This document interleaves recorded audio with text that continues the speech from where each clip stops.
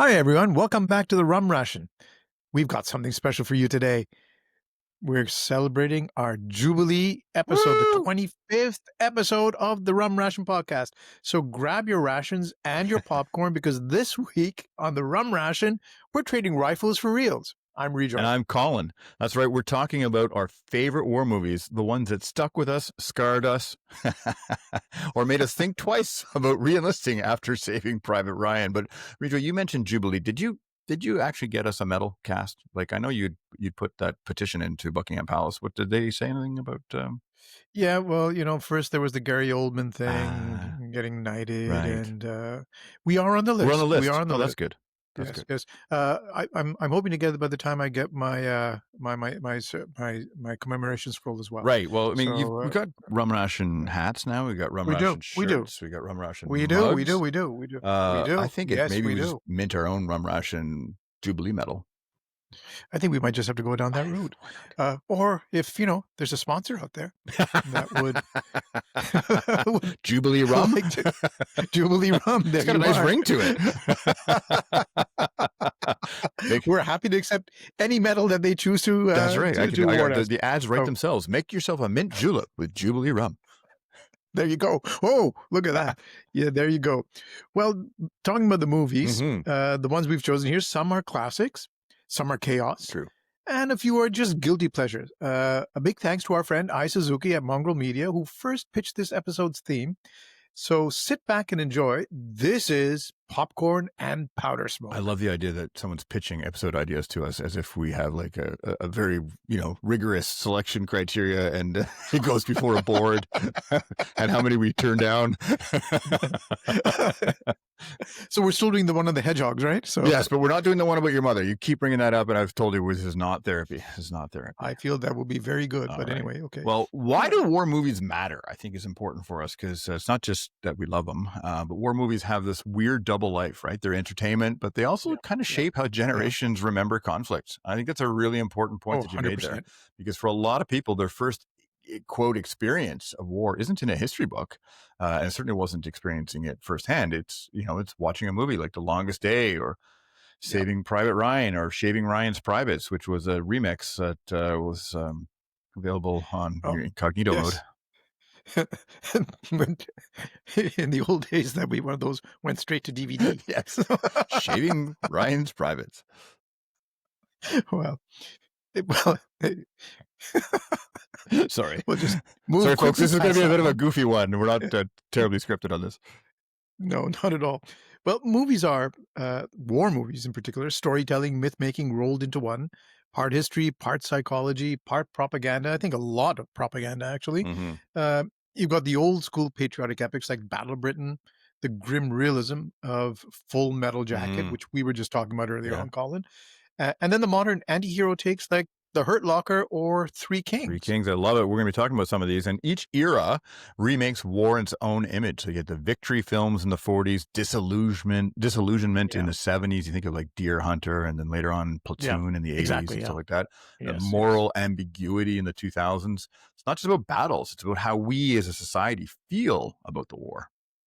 Yeah, very true. And how we connect to those movies that we're watching. And about how we cope with it, because a good war movie doesn't just show explosions; it shows endurance.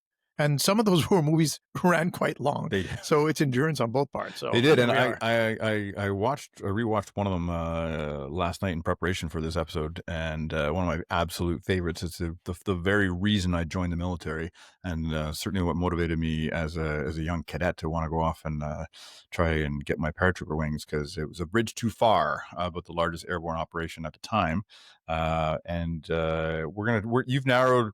We both put on lists about 15 movies each, and we've narrowed it down. You forced us to narrow it down to 3 each. So my 3, I'm going to go over. My top one, my number 1 is A Bridge Too Far, which was released in 1977. I think what ties all 3 of mine together is none of them really glorify war. They're about courage, but courage that comes with a cost on each of them. And A Bridge Too Far, released in 77, directed by the amazing Richard Attenborough. And I watched it last night with Kendall and Jack, and just you're looking at the opening credits, which, holy shit, we don't have time for that anymore. Opening credits took 6 minutes. It was Oh, just white wow. text on a Wow. black background going down really slowly. But you look at the names of the stars are Yeah. Yeah. unbelievable. Like all-star It's a epic. who's who. Yeah, yeah. Yeah. Connery, Redford, Kane, Hopkins, and Hopkins, all yeah. there to tell the story of Operation Market Garden, which was the Allied attempt to end the war by Christmas 1944. And they really kind of dwell on that in the intro because that's like the old trope, like let's get the boys home before Yep. Christmas, right? And unfortunately, it Yep. failed Yep. pretty spectacularly. Yeah, it's got that very British stoicism to it through it all as well, right? Yes, The very. yes, everything's on fire, but we'll carry on. I guess they get that from their Yeah, cooking. But exactly. one of the things I really liked about that movie also is how it doesn't just concentrate on the airborne operation, but it talks about how 30th Corps Correct. was trying to do push through and relieve them, and just was unable to push through. But it tells that story very well. Yeah, and it really brings home the reasons that 30 Corps couldn't break through. Like they do a really good job of getting some key messages and making sure they're emphasizing it. Now, I was probably playing a bit of a spoiler yesterday. I was biting my tongue and not telling my fellow audience members what's going to happen, but I would tell them, okay, this is going to be really important. Pay attention, and then so you could, one line that would come out about something would really resonate throughout the rest of the film. So, but the other thing that I pointed out to my son, who's just 20, has never experienced a world without CGI. This Hmm. this movie could not be made today because the planes don't exist anymore. There's probably not enough qualified Yes. jumpers to do a mass drop like they did in the American Army and Oh, in the right. British Army. But this was shot on location, so they took over a huge chunk of Holland for this. Thousands and thousands of extras, including serving troops from the British Airborne, British Para Battalion, I should say, and the American Airborne units. It was sprawling, it was chaotic, and it was still one of the most realistic portrayals of a plan that was just a bit too ambitious. A couple of notes from watching it again last night. It really hasn't lost anything. The dialogue is tight. It's sharp. The action is really well done.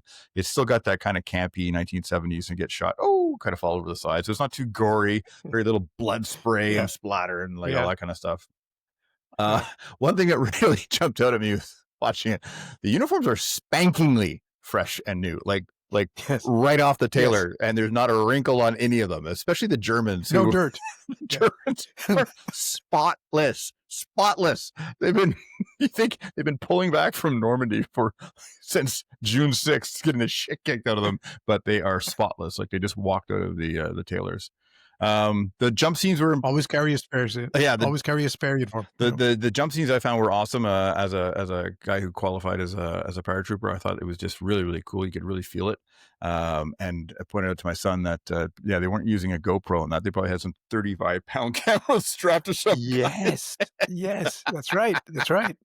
Yeah. Can you imagine shooting that? Yeah. My God. The rolling barrage scene, you mentioned 30 Corps as they're advancing when they get the Irish Guards at the front of the column there, and the 25-pounders in action that are laying down their fire, and it really was. I found it quite powerful. It really caught Kendall's attention. She was like, oh, she could see, she was asking about the techniques and the tactics on this. The first time we've been married Yeah. for almost 30 years. The first time she's ever exhibited any interest really in the tactics and techniques of how military stuff works. So, I guess the filmmakers could take some pride in that. They got it across. But Oh, 100%. I mean, I do the same thing that you just mentioned you do. You know, Aisha does not enjoy watching historical movies with me. wonder why. I will pause it and say, well, they're wearing the wrong uniform, so that helmet wasn't there at that Yeah, time. Uh, I purposely forced myself not to do that I've been because told not to do it yeah, anymore. So, because like there's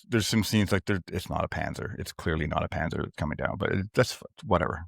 It's painted gray and it's got a cross on it. Let's call it a Panzer. But I think. something about storytelling, I think, is what I've been Oh, well, told. and speaking of storytelling, I think Yes. they do a really masterful job in this movie of really pointing out the dangers of groupthink. Like this was, it was Mhm. made really clear that this is Monty. He was the big boss on the British Army, and this is his idea. This is what they were going to do, and we're going to get behind it no matter what. And there's that really Yep. awkward scene of the intelligence officer who has Yes.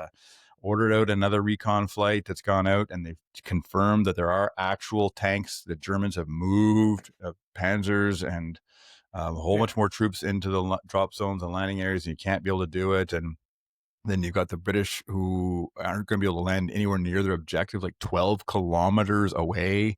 And yet everyone just kind of brushes it aside. No, no, hey, we're going to go ahead. It's Yep. going to be amazing. 7 days to Don't want to prepare. drop in Yeah, too close. yeah, Yeah. exactly. I think that for me, the best quote of the movie, and you talked about the British stiff upper lip and the dryness at the beginning. It was from Major Harry Carlyle, and these were all based on true characters actually. And he was Yeah. played by a guy called Christopher Good, who served under Lieutenant Colonel John Frost, who went on to be a major general, I think, his career, who was played by none other than Anthony Hopkins at the Yes. Arnhem Bridge. And Carlisle and his men are the ones completely surrounded, and Hopkins is around there too. He, as a CO, he's checking in on them, and they're about to get annihilated because they're completely surrounded by the Germans, who are just getting closer and closer and closer and killing more and more and more of the British. And yet they managed to turn the situation completely on its head with pure British understatement, which he says with a perfect delivery of dry, fatalistic humor to a poor old German officer who's approaching down the bridge throughout all the carnage, carrying a white flag, and he's requesting the British who are surrounded to surrender. And Carlyle says, quote, "I'm sorry, we can't accept your surrender. We haven't got the facilities to take you all prisoner." And the look of puzzlement on the German's face. What? No, we're you to surrender. We're being what? I'm sorry. We haven't got the facilities. Fucking brilliant. Off you go now. Yes. Yeah. And of course, then you've got like every other big enterprise where there's a failed, some sort of failure. You see all the ass covering at the top. Yes. There's a scene at the end there that all the top generals are up, overlooking the 30 Yeah. Corps is about to start pulling back, and they're all, oh, well, there's this and there's that reason, and oh, the drop zone was too far. Oh, there was the fog in England. Oh, there was this, there was that, and then that famous line of course, well, we always thought there was a bridge too far. But yeah, but for me, this movie really resonates because it Yes. was quite understatement. It really defines rather the British war films. It was cool, doomed professionalism in the face of overwhelming odds. Like no matter what, we're going to get it done. It always stuck with me, and it is the reason that I joined the military, and particularly the infantry. I wanted to. I was just so inspired by it as a very young teenager, just like my brother Chris was inspired by Das Boot and went into submarines. This one inspired me to go into the infantry. It is definitely one of those very inspiring movies. Yeah. What's your favorite part of it? Just thinking back, I think I really like the beginning before they get into it. The planning stages, and as you said, when the intelligence officer is mentioning that, I don't think this is such a good idea. Yeah, Uh, but that sheer uh, willful blindness, and as you rightly said, putting just following the big boss's orders. General Montgomery wants to do it, so we're going to do yeah, it regardless. And then when I think it was Gene Hackman who played the Polish general, yes, and sending in the Polish paras, yeah, and he's going, this is not a good idea. yeah, I don't want to see my men get slaughtered. And it's General Browning, I think, who tells him, do as you're told. yeah, You're going in. That's it. yeah. Well, So those, offers him the opportunity to kind of like throw himself on a sword, and knowing he won't, yes, and I think yes, that ultimate line there from the Polish brigade commander. What was it? No, I won't need a letter because what does it matter if we all get killed or something like that? Yeah, it's yeah, pretty powerful yeah. stuff. So the next one on your list is Full Metal Jacket. Full Isn't Metal it? Jacket. Yeah, really, it's in two acts, right? There's most people remember, you mentioned Full Metal Jacket, and all they remember is the amazing drill sergeant scene, and the I mean, that's you almost forget that there's really actual war movie part of it too, not just the boot Yeah, camp, right? So you had the boot camp and you yeah, had Vietnam, and yeah. it was actually very realistically shot, in my opinion. Not that I fought in Vietnam or anything I like agree. that, but I I thought agree. Yeah. the battle scenes were incredible. So it's a claustrophobic movie. It's absurd. It's darkly funny. If you got a sick sense of humor like us, you'll love it. It's war movies really all about psychological breakdown. It's directed by Stanley Kubrick. Came out in 1987.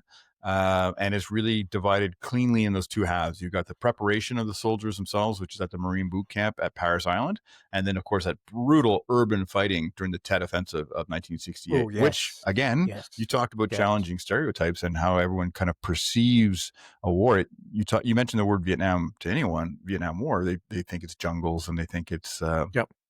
punji sticks and all that kind of stuff. And no, this was urban combat and the largest That's battle right. there. Yep. It was Yep. crazy. Yep.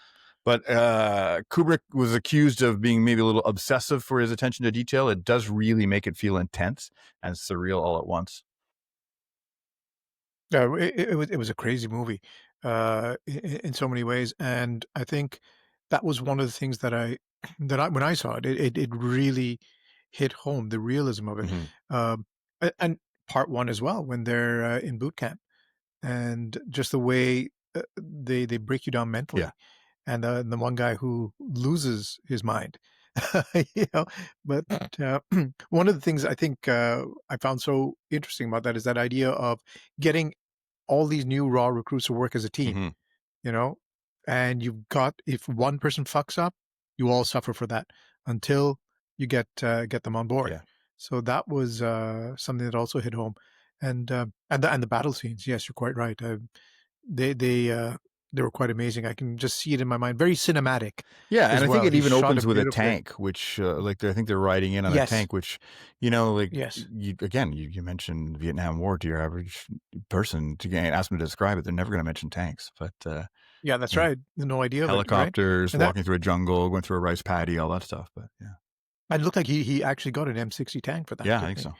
Yeah. So that was and and and and the amazing part where the lieutenant takes the the radio to talk to the tank, and I think the sniper that hmm gets him. hmm Um, it just all of a sudden they're walking around, they're talking. There's a reporter, and then bang, it just jars you. Yeah. So great movie, yes, absolutely great movie. What's that line you had about the Um, drill sergeant?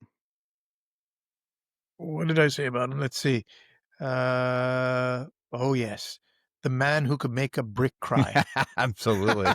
I think one of the most powerful things is the boot camp monologue by the unforgettable drill instructor. I think this is what most people would remember about Full Metal Jacket. And that was Gunnery Sergeant Hartman, which was played by a guy called R. Lee Ermey, who was a real life former U.S. Marine Corps drill instructor. And the really cool thing is he spent 11 years in U.S. Marine Corps, including time as an actual drill instructor at the Marine Corps Mhm. Recruit Depot in San Diego. And he served in Vietnam. And he was initially hired by Kubrick as a technical advisor, not as an actor. And his job was to coach the cast on military bearing and discipline, which he certainly did. Oh, he And did. during rehearsals, Ermey demonstrated to Kubrick how a real drill instructor would dress down recruits.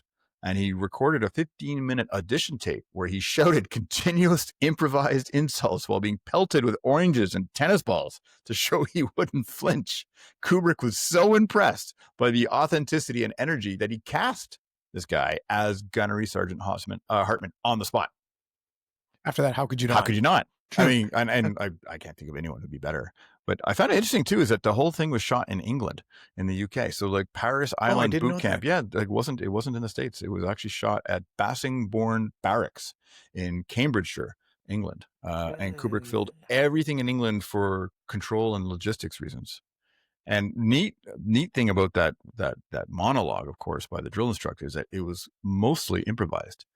He improvised most of his dialogue, and Kubrick, who was Oh, very really? famous for his tightly controlled scripts, Yes, made a very yes. rare exception, and he allowed Ermey to write and to deliver most of the insults himself. Apparently, over 50% of the lines were ad libbed on camera as they were rolling.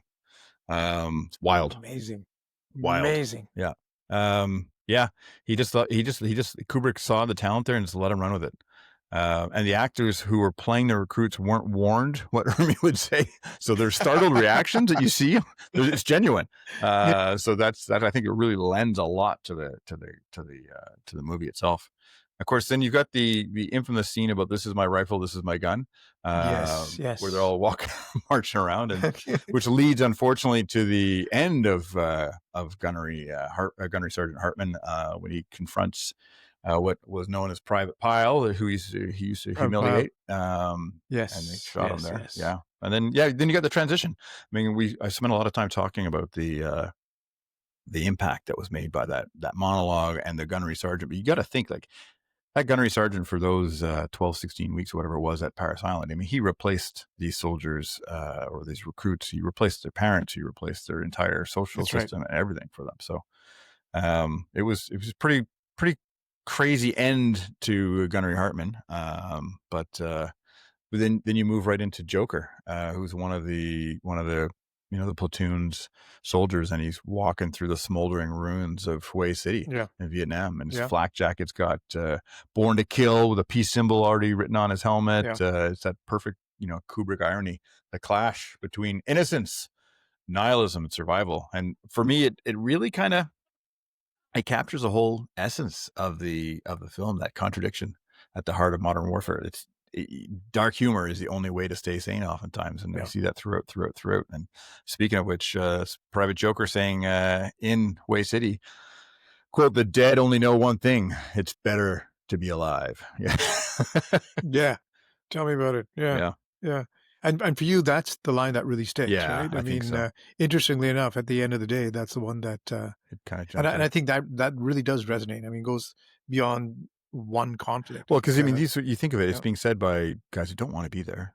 These are that's they've right. probably been drafted. That's right. Even if they'd volunteered, they don't really want to go off to Vietnam, and like, there's no existential threat No, against their own country. Why are they no, fighting they've here? not been invaded or No, anything, no, no. so or attacked. Yeah, that's very true. And it's a completely different movie from your third choice, Yeah, right? Three Three Kings. Kings, which was more of a modern touch, slightly modern. Released in 1999, directed by David Russell.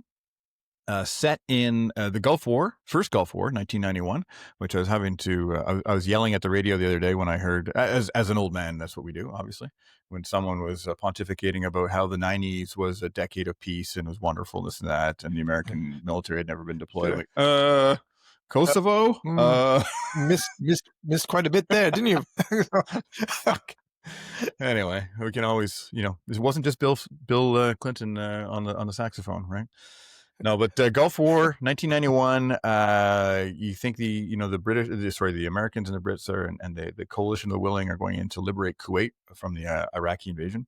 And you've got 4 American soldiers who are chasing Saddam Hussein's stolen gold. They'd heard about this gold, and it just kind of quietly coalesces as a plan that these 4 soldiers, one officer, a couple NCOs, and some troopies, who don't really have much in common except that they're all going to go in on this.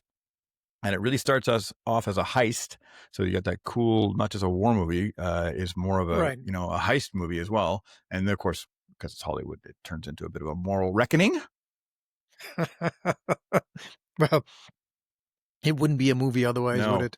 Uh, but you've got your 90s energy throughout it all, right? You've got the desert filters, excuse me, slow motion bullets, and everyone's really kind of cool at it, aren't they? they are kind of cool. Well, I mean, look at the fucking cast. I mean, you've got Yeah. Clooney, you got Clooney. Ice Cube, you got Mark Wahlberg. I mean, it's incredible. These guys Yeah.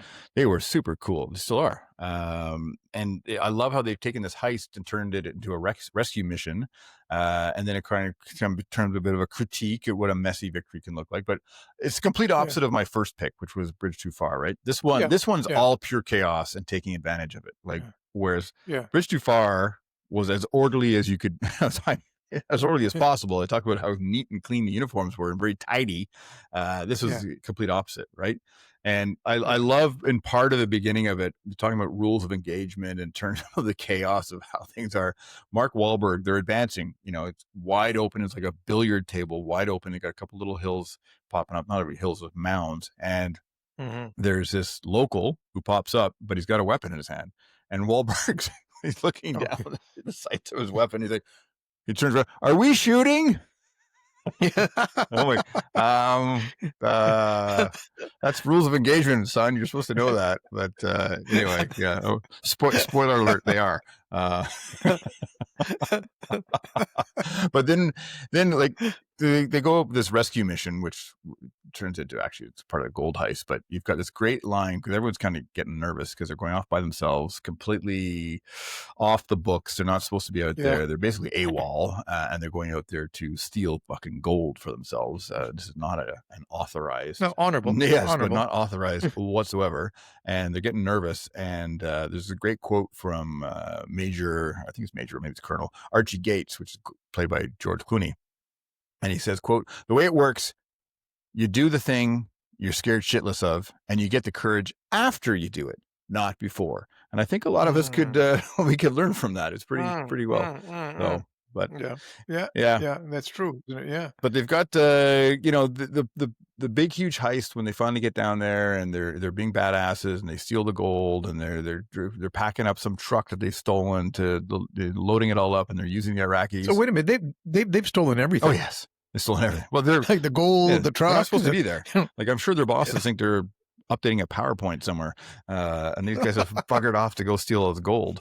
And then there's like this, like the rebels, and they're having a conflict in this town square with the, Saddam's henchmen, and there's a bit of a shootout, and it's kind of pretty wild the way the shootout happens. As you mentioned, that's what did you call it? The late 90s energy, like the slow motion yeah. bullets. And there was, Yeah. unlike Yeah. my first pick, Bridge Too Far, where I said, people died all cleanly. This one was there's blood splatter and all that kind of Blood stuff. splatter. Yeah. Yeah. Yeah. It's All of that pretty stuff wild. there. Yeah. So it's like the war is almost a secondary to the criminal heist It is part of absolutely. it, right? It's a So basic it's a criminal heist backdrop. movie. So you could think Ocean's 11 or something like that, or Ocean's 12, but with war as a background, really. And the war is like a And constant bodies. backdrop, and it's just the Yeah. casualness of the war being a constant backdrop, which I think really conveys, in my mind, the reality of military service and military life. It's just like embracing the suck. Like, it's dirty, it's sandy. Yes. You're Yeah. carrying a weapon, you're wearing body armor, it's heavy, Yeah. your joints hurt, you're Yeah. tired, You're tired all the time. you're Yeah. hungry, you haven't had enough to Yeah. drink in terms of fluids and Yeah. stuff like that. So yeah, it's just, but that's just the backdrop of them going to try and steal all Saddam Hussein's gold. Yeah. Well, I got to say, I mean, your three picks are fabulous picks, Thank you. and very, very well explained. And I think that brings us to a point where we can talk about our fantasy sponsor. That's right. This episode of the Rum Ration is proudly brought to you by Trench Brew Ale, brewed under pressure, just like your favorite war heroes. Crafted with rainwater, mud, and a touch of existential dread. The perfect pint for revisiting cinematic carnage. Best enjoyed in a dented tin mug while debating whether 1917 was really filmed in one take.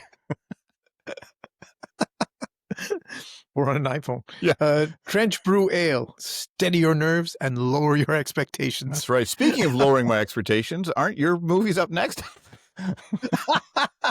Yes, but I think the first one you'll agree with. It's Journey's End.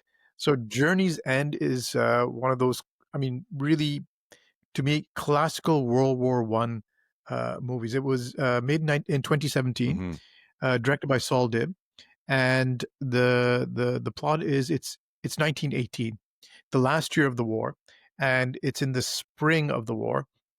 And it's about a group of British officers who are just waiting in the trenches, and they know that a German offensive is coming. There are no heroics, no glory. It's just the life of this company in the trenches, or I think it was a platoon, really. Yeah. And the British officers who are commanding them. You see some of the soldiers as well, but it's really based around the officers. And just some background to that. After seeing the movie, I realized they placed it right before the famous German March offensive That's of right. 1918, Yeah. the Kaiser's Battle, which in its initial stages just blew the front wide open. So this is the just before the storm breaks, and you get that feeling of this kind of dread that's in the air. The commanding officer in particular, It was based off Captain a very Stanwell. famous play from the 1920s, It is based off of a play, in fact. which was kind of as an anti-war play, I believe. Remember, I think you've got another pick as well. Yeah. That was part of that journey from you had the patriotic or jingoist kind of rah rah rah, and that kind of Yeah. pivoted very sharply in around the Yeah. mid 1920s. And Journey End was one of those big ones. Yeah. But what Yeah, that's right. I think And like this was a kind of film that you could like it was very realistic and a lot of just the nastiness of it. You could almost smell the mud. that's a very good way of putting it. I saw that, we talked about that a little bit in the way where you summed that up. You can, if you see the movie, you feel like you're right in the middle of it. And then the company commander or the platoon commander, Captain Stanhope, uh, he kind of embodies what uh, OCs were going through at Hmm. that time. He's been ground down by this war. He's got this fatalism. He's drunk all the Hmm. time, and trying to deal with it. And he's got his officers around him trying to protect him in a way, shore him up at the same time, do their jobs while dealing with what has become really an unstable character. Yeah. And his fatalism is sort of summed up in this one line that I love that he says, "There's nothing worse than dirt in your tea." So, he says it as a joke, but can hear the exhaustion behind it. And it's one of those, he's talking to one of his officers, who's played by Paul Bethany. And he's an older officer, but is a lieutenant, so is under his command. And he tends to talk to him a lot. He's kind of like his sounding board. Yeah. And it's just the way he sums up the exhaustion of it Well, all. because Stanhope was young too, right? Stanhope was young. Yeah. Like Uh, 21 or something like that. that's Yeah. right, and you see how the war ages him. And then another aspect of this movie, which I find so incredibly touching, is uh, Asa Butterfield plays a young second lieutenant that's come right out of England, and he happens to be the younger brother of Stanhope's fiancée, Mm. and he insists on joining his command. And Stanhope doesn't want him there No. Yeah. because for obvious Yeah. reasons. And just the way that story plays out, and it's so realistically done, and the conditions that the men are in, and that feeling in the air. And of course, when it ends with the German Hmm. attack, and you see what's happened, uh, and how they were just completely overrun. And it just hits in a very, very hard way. It's a movie that I can watch over and over again and still learn something new from it, see something else in it. It's beautifully told. Yeah. I think for me, the play as well. I never saw it, but I would like to see it. But I've heard it described because it's all played in basically it's one scene. It's not one scene, I should say, but it's in one set, which is basically the bunker or the Yeah. dugout. I guess it wasn't a The bunker. dugout. The Yeah. dugout that they Yeah. were working out of, and that Stanhope was operating out of, and just the sadness of it all. Really, like, I guess it's a feeling of hopelessness too, right? At that point in the war too. It's yeah. Yeah. Yeah. And the officer he lent on, that was played by Paul Bettany, is Lieutenant Osborne. And I think Osborne was the character. I think was a professor before the war Mm. at Oxford or Cambridge. So he has a very fatherly professorial Hmm. demeanor, which Stanhope was at Oxford or Cambridge as well, being a university student. So there's a natural affinity to be able to talk to somebody like that. Um, and it's that moment of human connection that happens over and over again, in this relationship between the two. And a further blow to Stanhope is when Osborne is killed Yeah. going out on patrol, Yeah. and he just again is unable to really deal To with that. process it. It's a Yeah. it's a tragic movie in many ways, but um, there's nothing particularly uplifting about it.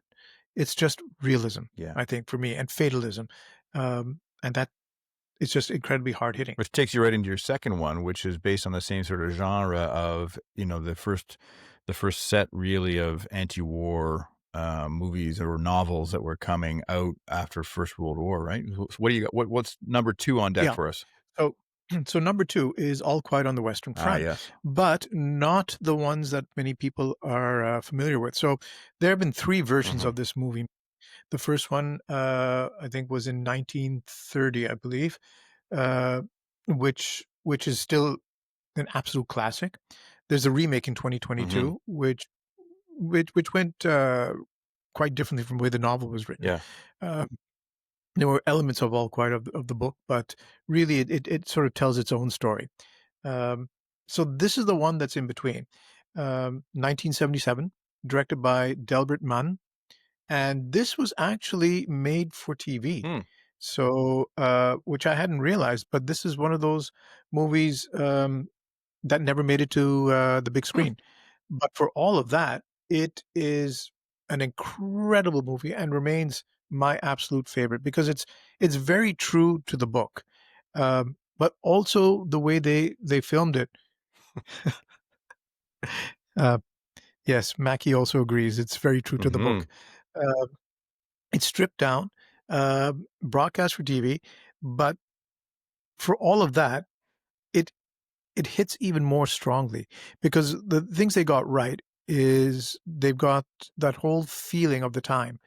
They nail that down beautifully because the story takes you from uh, when these young students, and for anyone, I think almost everybody who's probably listening to this podcast is familiar with All Quiet on the Western Hmm. Front. But if you're not, it's the story is revolves around a group of classmates really around this one character, Paul Boima, and they're just kids in school. They're high school students essentially from a small town in Germany, who then enlist in the German army during the First World War and make it to the front, I believe, probably around 1915 or so. So they would enlist in 1914 when the war broke out, year training, and then get deployed to the front.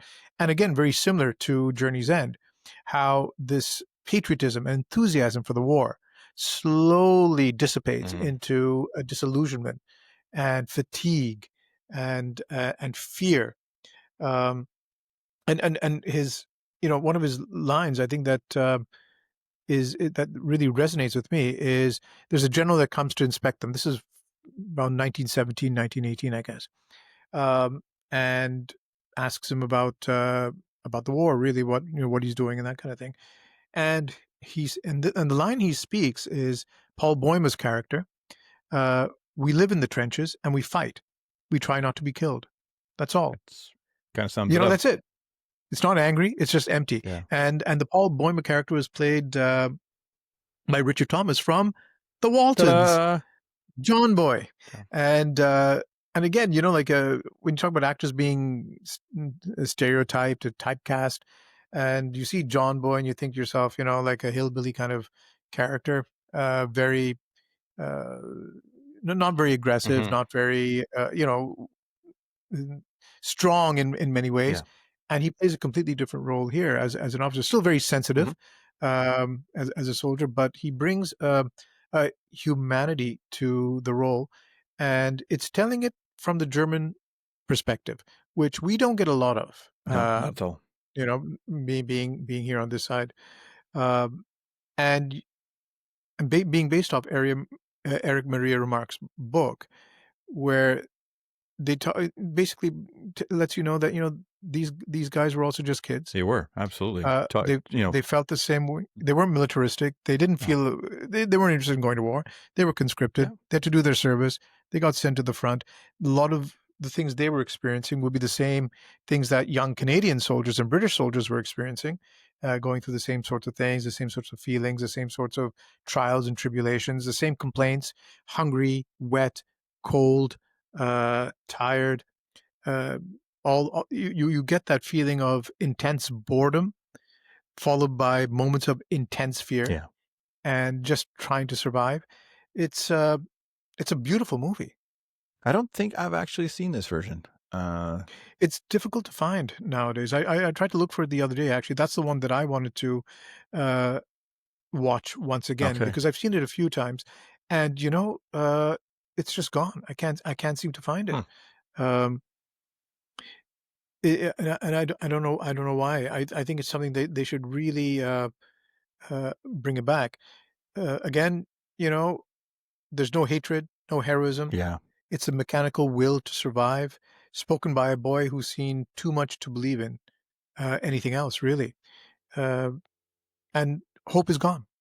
Yeah, You get and that I feeling. think you made a good point about, these guys weren't bloodthirsty. They weren't going out of their way seeking it. Yeah, I think in the original book they'd signed up for I don't know if they were conscripted or signed up. Or I think I think they had to go anyway They because volunteered. yeah, In the book, they they volunteered, volunteered, yes. and Yeah, so all the enthusiasm, but that yeah, certainly got beaten out of them pretty fast. And yeah. yeah, And that's one of the scenes in the movie as well, which, I suppose if I had to pick, one scene which really sticks out for me, it's when there's still students in the classroom, and it's the teacher yeah, who will not have to fight. right. Of course not. Yeah, he doesn't have to go, and he's preaching to them about the fatherland, duty, patriotism, why they have to go and fight, why they need to go to war, and he rouses up the whole classroom, and so he dismisses them early so that they can march down together as a class and enlist for the Yeah, war, and his parents, and this again the humanity part of it, when they find out he's enlisted,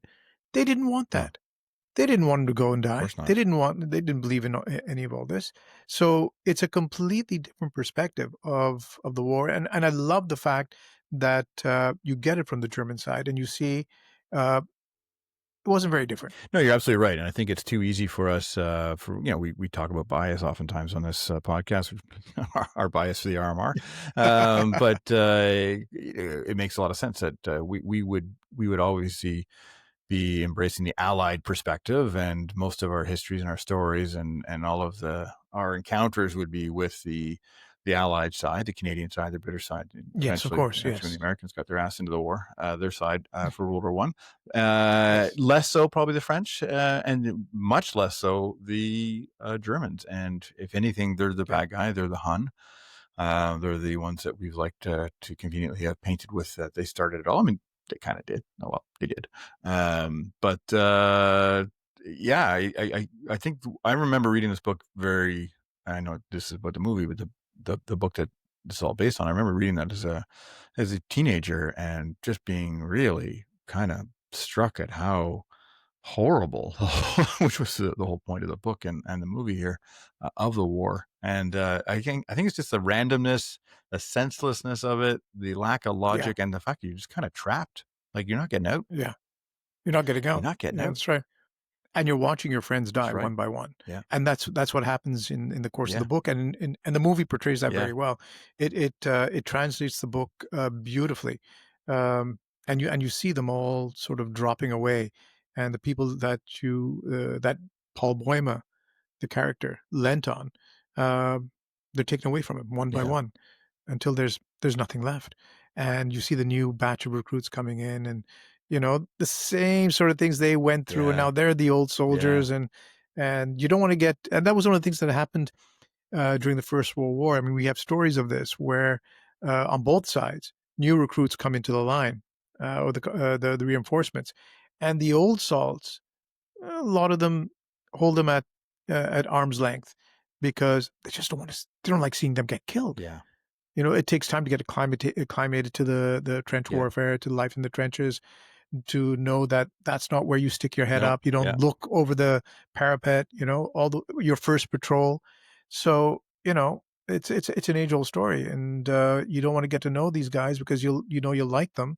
You become close to them, and because they're not experienced or just whatever it is, just it's a luck of war, Yeah. they're taken from you. So and that, tears you apart. Well, on that cheerful note, what do you got for us on for your third one? Something more uplifting Ah. and all about the how brilliant plans work out as excellent, Absolutely. excellent. Now the third one is, a completely different change of pace.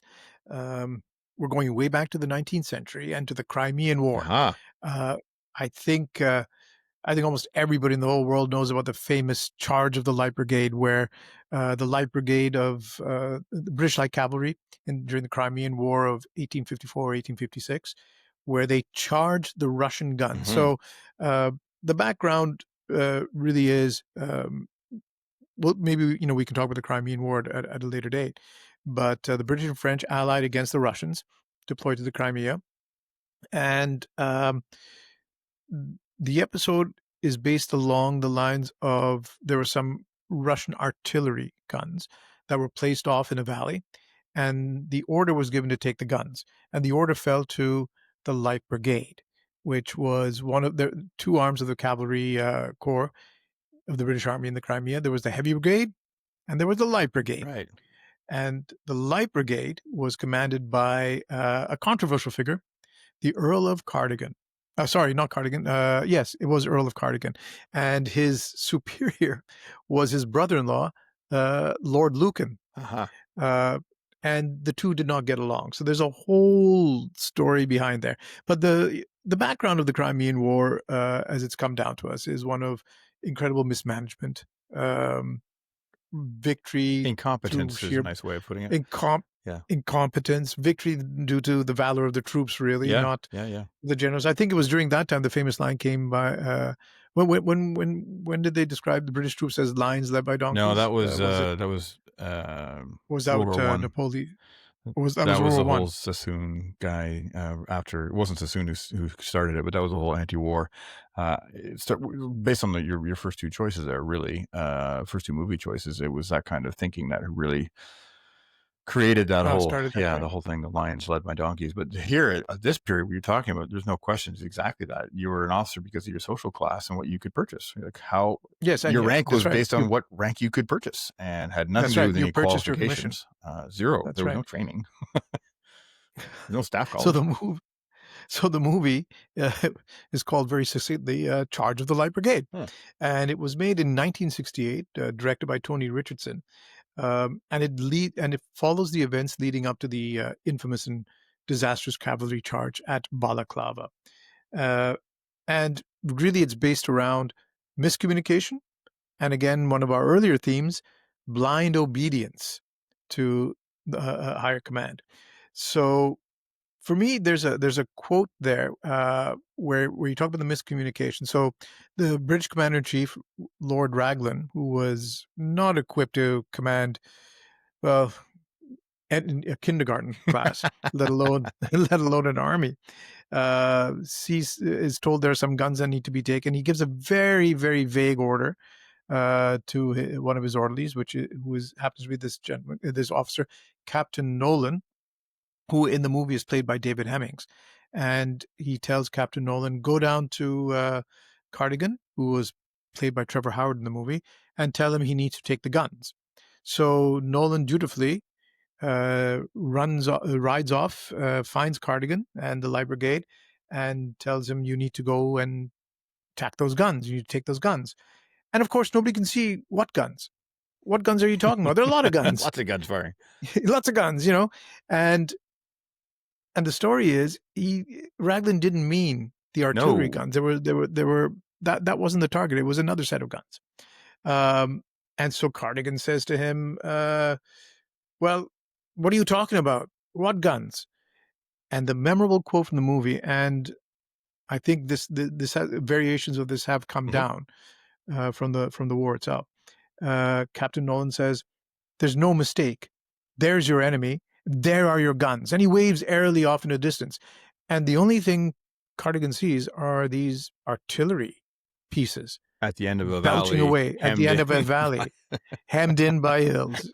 And he sort of looks at it and uh, and he's kind of shaking his head. And so both Cardigan and his superior, Lucan, they're both confused. Uh, Everything is unclear. And Captain Nolan is frustrated by the hesitation because he's interpreted as attacking those particular guns. So, hell, if that's what we need to do, that's what we need to do. And so he angrily gestures down the valley, and that's where he snaps this line out, you know? And so they kind of shrug and following orders and that famous British sang-froid, Mhm. they decide, okay, we've been ordered to charge the guns. We'll charge the And guns. to their credit, they did. And to the And they credit, they did. did destroy the guns. They destroyed the guns, and then they came Well, back. some of them came back. Well, yeah, not all of them, not all of them, but a few of them. A Shoot. few of them made it Yeah, can back. you imagine the looks on the Uh, Russians' face? What the fuck are they doing? Are they charging us? yes, Yeah. the Russians were not happy, No. and apparently, in the true battle histories, they talk about how senior officers from all sides watched this charge, and first they were thinking, "What the fuck is going on?" Yeah. Are they doing what we think they're doing? No. Yeah, and then they just think, it's absolutely magnificent to watch them do this. but it's magnificent if you're watching them That's do it. right. If you're doing it, it's not so magnificent. But I mean, you Uh, you were worried, it sounded, about the veracity of some of the claims here, of the historical accuracy of the quote. But I mean, I believe your favorite author, the great Harry Flashman, was he was he there. was there. We have He we was have there. his He firsthand account, which I highly recommend to yes. anybody. Uh, Yes, yeah, Flashman at the Charge Flashman of the Charge. is the name of Yeah. that particular volume, and he was an unwilling participant in the charge. If you were to believe the Flashman papers, uh, there was a bit of digestive issues going on at the time as well. Digestive problems. Yes. So he was farting away merrily and in fear, as he put it, as they raced down. So I think the thing about this particular movie that strikes me is before the charge, and much like Stanley Kubrick's Full Metal Jacket, it is broken into two sequences. The first part is the preparation for war, Mhm. and when they're going off to war, and it gives you a snapshot, which to me it strikes me as being as about accurate as you can get Right. for the time of the British Army in 1854, and it shows life in the barracks, the life of an NCO, the politics that play in the officers' messes, and again, as you mentioned, Colin, social class Mhm. playing a huge role. There was tremendous biases against different classes, different types of officers, and Cardigan, of course, was somebody who bought his commission, and for him, it was about Of appearance. course. So the uniforms Drinking the had to right be wine at the right occasion. drinking the right wine. That's right. Yes, no beer at the Of course table, not. Oh, uncivilized. and exactly, not done at all, and all the stuff that leads to the miscommunication and the arrogance and the uh, and just the general state of life at that time. And in the movie, again, Captain Nolan's character uh, talks sort of mutters. I think he's in the stables, and one of the senior NCOs has just been flogged for disobeying orders, and the orders were to spy on on the officers by Cardigan. So this is all in the movie, so we don't, probably never really happened. But the line is spoken where he says, I dream about the day when there's something along these lines. I dream about the day when there's a more enlightened British Army. Yeah. Oh. Uh, so you got that sort of hope or whatever, and then that's well put into the script. But this was also And then coming out in '68. This was the anti-war that's right. movement, the That's right. anti-nuclear movement in the Yes. UK. Yes. Everyone was Yes. against Vietnam War and all that stuff. So yeah, it was kind of That's right. That's right. It all plays into its time. Um, but I think what really encapsulates it for me is it's a tragic miscommunication and the arrogance yeah. at the heart of it all. You've got this guy, Captain Nolan, without even checking what the orders actually are, which guns, where they're supposed to go. He's just very, he's got the adrenaline going. He's surrounded by these senior officers. He's been given an order, doesn't question it, rides down, doesn't even understand the order really, if you look at it that way, and therefore can't explain which guns. He doesn't know which guns. They're over there. They're over there. Can't you see the guns? And nobody questions it. Then they say, okay, fine. Suicidal order. And All right, everyone gallops into we go. history, straight into Russian artillery. Straight into Russian artillery. British Classic. management style, which is probably time for another message from our very unreal imaginary sponsors. Yes, indeed. So this episode of the Rum Ration is also brought to you, or not brought to you, by Foxhole Flicks, the only cinema where the seats are damp, the popcorn's rationed, and everyone's got trench foot. At Foxhole Flicks, every screening comes with authentic battlefield ambiance, flickering candles instead of projectors, and the occasional incoming shell to keep you alert. In case you're nodding off. Whether you're crying over Gallipoli, arguing about Dunkirk, or pretending Pearl Harbor never happened, Foxhole Flicks is your front row seat to cinematic suffering. Foxhole Flicks, where the only thing deeper than the mud is a plot hole. So we had asked our listeners earlier on to submit their picks, and of course, as you rightly said, Colin, I was forced to limit our presentation to our three favorites Mm-hmm. each. So 6 movies in total. But there's so many honorable mentions here. Some of them include, well, Apocalypse Mm-hmm. Now, Merry Christmas, Mr. Lawrence. That was one on your Yeah, list, David which Bowie. with David Yeah, Bowie. love that one. Fantastic Yeah, movie. Born on the 4th of July, yeah. which I also thought was brilliant. Tom Cruise not falling Um, out of an airplane, not riding. well, he does I do think his it's probably the own only one stunts. Tom Cruise not riding a motorbike. This is very true. But he does his own stunts, so I believe he got his heel shot off on purpose for that one. Uh, I love Tom Cruise, I got to say. Forrest Gump, Yeah, also a very interesting take yeah. on the whole thing. Some pretty Love that. realistic, pretty terrifying battle scenes too. Yeah. Yes. The Man Who Would Be King, an old classic. My favorite from Das a Boot, Freemasons of course. perspective as well, because I don't know if you realize that, but the two that are going off there, they're Freemasons, and when they, I did not know yeah, and that. there's a famous scene where they meet Kipling, right, and they're talking, and Kipling was of course Yes. a Mason, Yes. Yes. and so there's a whole bunch. If you are a Mason and you're watching that movie, you're like, oh my god, because they're giving all these different secrets and all these different signs throughout it. So it's it's a very cool movie. It's one to pay attention to then, those little signs and things, if you're a Mason. Das Boot, which is a huge classic, of course. Paths of Glory, Mm. very good Hmm. call on your part. Yeah, that's a fabulous movie. Kirk Douglas, I think. And that, Right? Kirk Yeah. Douglas, that's right. Yeah, Downfall, Yeah. one of my Oh yeah. favorites. And Oh, spawned countless memes on the internet. how could it not? Yeah. The Big Red Oh One. yeah. I think as kids we Yeah. all watched Exactly. that one, Many times. right? That's what many times over. Master and Commander, masterful. Yeah. Yeah, love that one. Hmm. Waterloo, which is one of my favorites, and that's with Christopher Plummer, Hmm. who plays the Duke, the Iron Duke. Saving Private Ryan, of course. This would be incomplete without that. Battle of Britain and Tora, which I think is a fabulous movie about Pearl Harbor, where it shows both the Yeah. Japanese planning and the American response, or not response, but the American side of it. Beautifully done. Midway, Gettysburg, Hmm. 1917, of course. The Trench, which is, I think, might have also been based off of a play because it's right before the Somme offensive, Mm. and it takes place in a British trench. Oh. It's just the lead up to the offensive, and they're just these soldiers again. The interaction, the waiting for something to kick off. The Longest Day, of course, another classic, and most recently Dunkirk.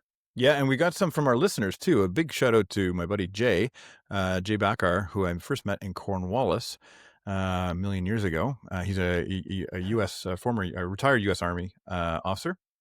He nominated Black Hawk Down, which is also an epic film Oh about yes, the yes. failed rescue attempt in Somalia. He also had Saving Private Ryan. He also had The Hurt Locker, which was The Hurt for Locker. more modern times, set in Iraq, where Jay had served. So it's probably got some particular resonance to him. Patton, which little over the top, but and I'm not maybe not as historically accurate as perhaps some would like. Then speaking of that, Last of the Mohicans. So that takes us back down into pre-revolutionary times. Then Barry Yeah. Lyndon, Breaker Oh, Morant. that's a great Yeah, I've movie. not seen it. Great movie, Barry Lyndon. It's Jay. That's a great pick. I love that movie. It's long, but it takes place in early mid 18th century. It's fabulous. All right, well, I Yeah, have to definitely watch that one. good call. And then Breaker Yeah. Morant, and of course the Devil's Brigade, which is all about the, I guess, like Jay and my relationship. It's the Canadian-U.S. military serving together, right? Yes, and then we have to thank again Ai Suzuki, whose picks include The Thin Red Line, which was a great Mm-hmm. movie. Have to agree with that. 49th Parallel, The Life and Death of Colonel Blimp, which I've seen many times, and I also have to agree that would have been one of my picks. Um, it's one of those old movies. I think it was shot in the 40s during the war, in fact, and shows the transition of this officer who becomes a general in the British Army, but starts off as a young second lieutenant Right. in the Boer War. Uh, Beautifully told story, and the last one she's chosen here is a matter of life and death, Hmm. which I'm not familiar with. But clearly, we've got a smart and slightly masochistic audience. We'd expect nothing else. But these war movies, and I hope, thank you to everyone tuning in for our 25th episode. Hopefully, like and subscribe, and do us a favor, share this podcast with someone, and do us a favor, make them subscribe. Like, don't just recommend it. Like, sit there, and if you have to pull a weapon on them to force them, Watch them. we Yes. want to make sure they Yeah. subscribe, because we want to get our numbers up if we can, please. So more amazing folks listening to us, and these war movies really remind us that history isn't just written; it's performed. These war movies shape how we Yeah. imagine courage, fear, and leadership. And I really like the way you said at the beginning, Rejoy, about how movies really shape our perception of an actual conflict. Yeah, and sometimes they remind us that courage isn't loud or cinematic. It's quiet endurance, steady hand, bad cup of tea, moment of mercy. And that's the heart of the Rum Ration, too. Stories of conflict Yeah. and courage, told with what we hope is a shot of humor and a bit of a chaser of reflection. Thanks for joining us for Popcorn and Powder Smoke. Until next time, Cheers to history. cheers to history.